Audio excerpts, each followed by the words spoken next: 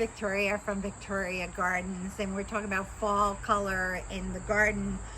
We are going to do a lecture on this. I think it's the first Sunday in October in the morning. So call and sign up, 845-658-9007.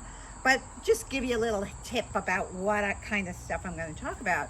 One of our favorite plants is this Aurelia Sun King. It looks fantastic right now with this bright chartreuse foliage with these purple stems. This little flower here will be little stars, white stars, and then they'll go into a burgundy berry, just like the color of the stem.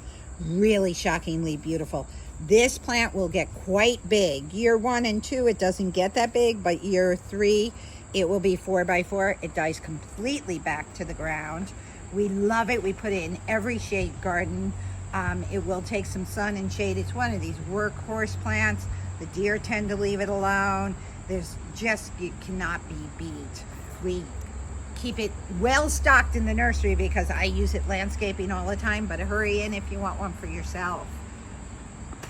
Another fabulous shade plant and the same chartreuse coloring is this Japanese forest grass. This is another really mainstay here at Victoria Gardens.